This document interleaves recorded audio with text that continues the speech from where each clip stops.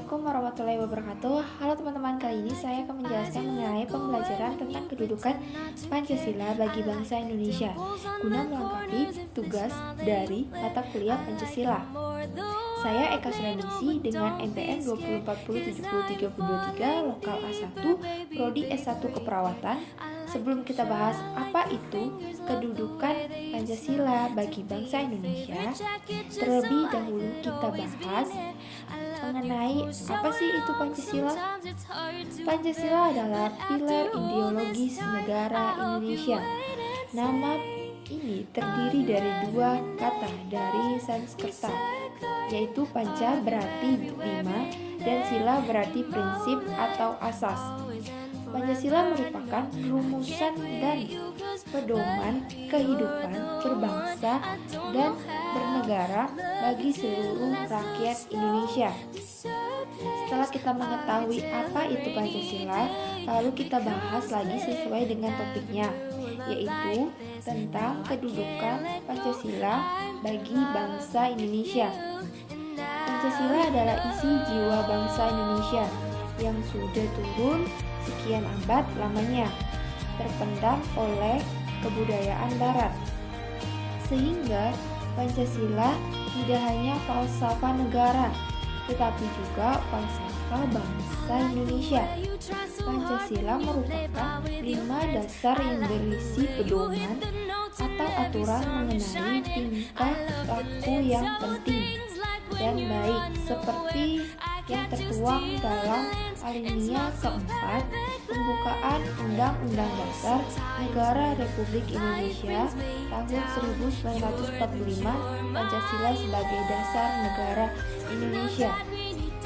Hal tersebut berarti kedudukan Pancasila digunakan sebagai dasar untuk mengatur penyelenggaraan ketatanegaraan negara yang meliputi bidang ideologi, politik, ekonomi, sosial, budaya, dan pertahanan keamanan.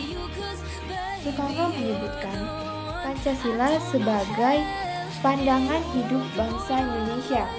Oleh karena itu, Pancasila memiliki dua kepentingan, yaitu satu, Pancasila diharapkan senantiasa menjadi pedoman dan petunjuk dalam menjalani keseharian hidup manusia Indonesia baik dalam berkeluarga, bermasyarakat, maupun berbangsa.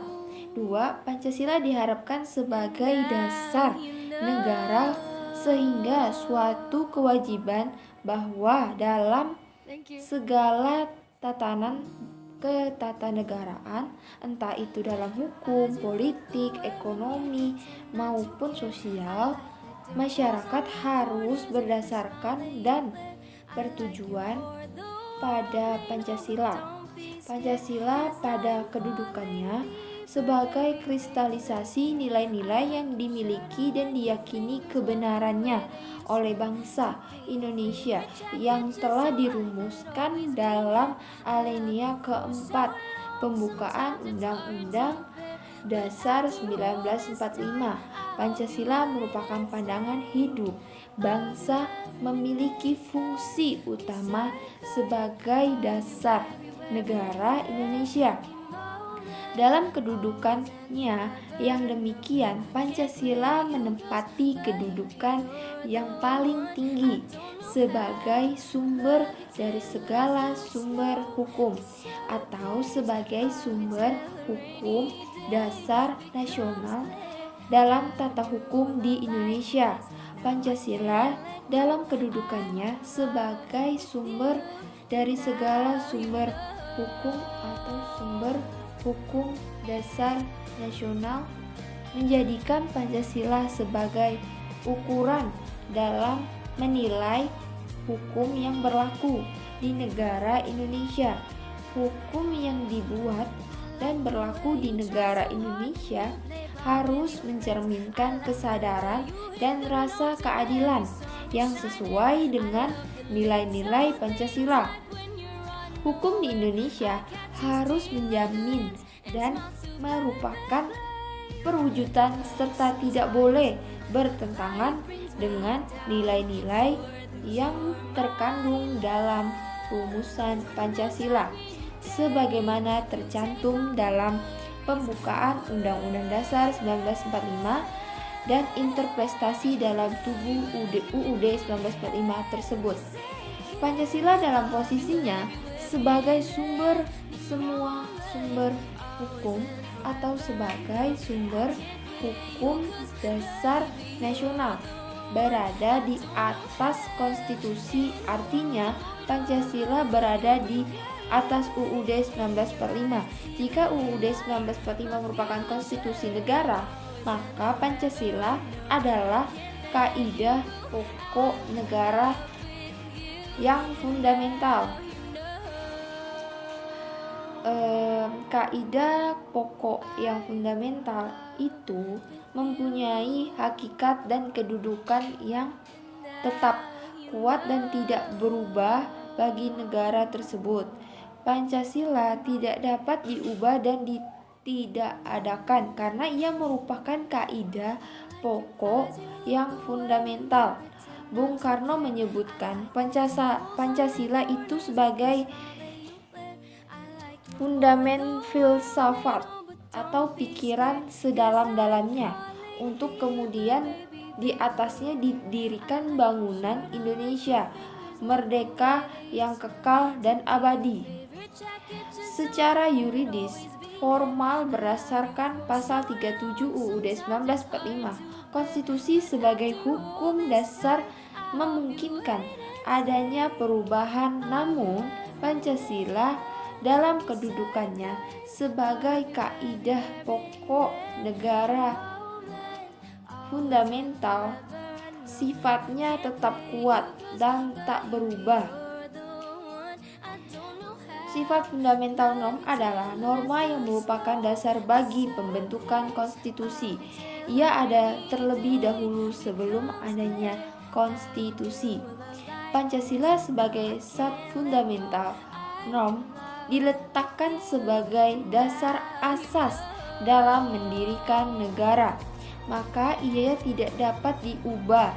Hukum di Indonesia tidak membenarkan perubahan Pancasila karena ia sebagai sumber dari segala sumber hukum atau sebagai sumber hukum dasar nasional di Indonesia. Mengubah Pancasila berarti mengubah dasar atau asas negara. Kalau dasar, asas, atau fundamental dari negara tersebut diubah, maka dengan sendirinya negara yang diproklamasikan hasil perjuangan para pahlawan bangsa akan berubah atau tidak ada sebab dasarnya atau fundamennya tidak ada. Kedudukannya Pancasila dikaitkan dengan teori von Stauffenberg, Der Rechtsstaat Renu Hans Kelsen tahun 1981 sampai 1973, ahli hukum filsuf Australia, terakhir berkarir di University of Berkeley, Amerika Serikat, yang dikenal sebagai pencetus teori hukum murni. Memiliki gagasan yang dikenal dengan Stauffenberg teori, yang pada hakikatnya merupakan usaha untuk membuat kerangka suatu bangunan hukum yang dapat dipakai dimanapun.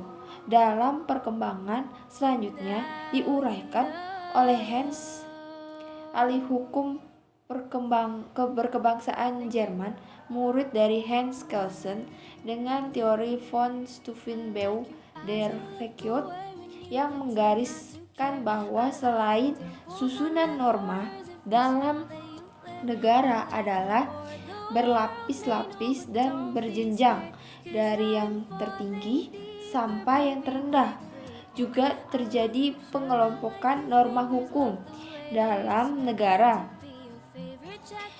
Tatanan hukum tertinggi dalam pandangan Kelsen adalah berpuncak pada basis norma atau norma dasar, yaitu berupa konstitusi.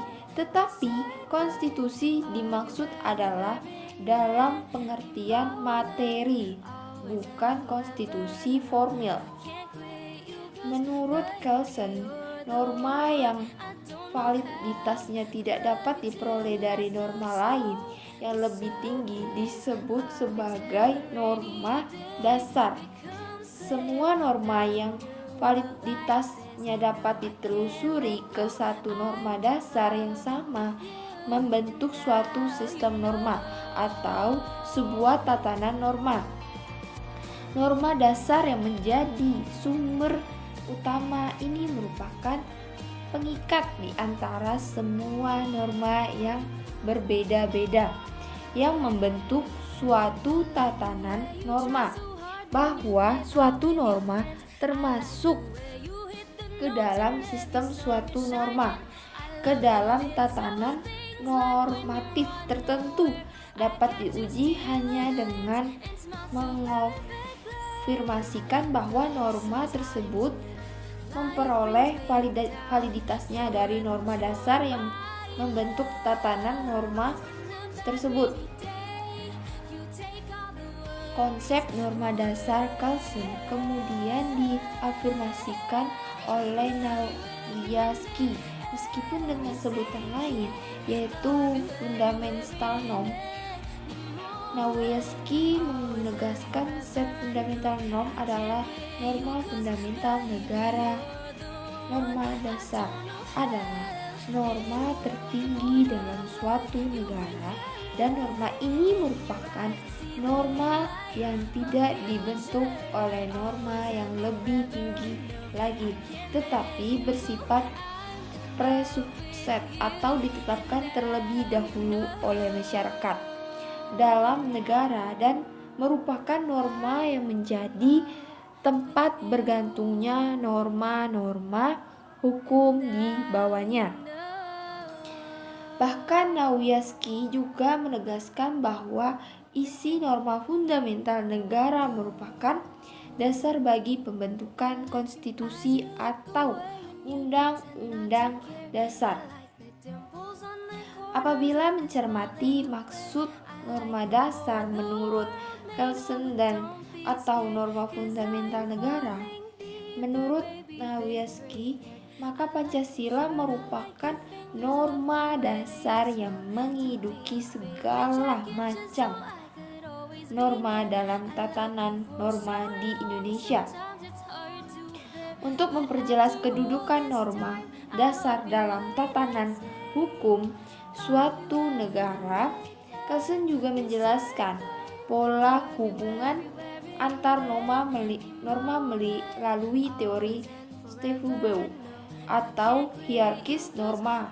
Kelsen menjelaskan hubungan antara norma yang mengatur pembentukan norma lain dengan norma yang lain lagi dapat digambarkan sebagai hubungan antara subordinasi dan subordinasi yang merupakan kiasan keruangan. Norma yang menentukan norma lain adalah norma yang lebih tinggi, sedangkan norma yang dibentuk menurut peraturan ini adalah norma yang lebih rendah. Menurut Ahmad Ali Stufenbau, teori Kelsen merupakan peraturan hukum keseluruhannya dari norma dasar yang berada di puncak piramida dan semakin ke bawah semakin beragam dan menyebar. Norma dasar teratas adalah bersifat abstrak dan semakin ke bawah semakin konkret. Dalam proses itu, apa yang semula berupa sesuatu yang seharusnya berubah menjadi sesuatu yang dapat dilakukan. Teori Kelsen tentang hierarkis norma kemudian dikembangkan oleh muridnya Nawiaski dalam bukunya Allgemeine Rechte. Nawiaski menegaskan bahwa sistem norma hukum di negara manapun selalu berlapis dan berjenjang.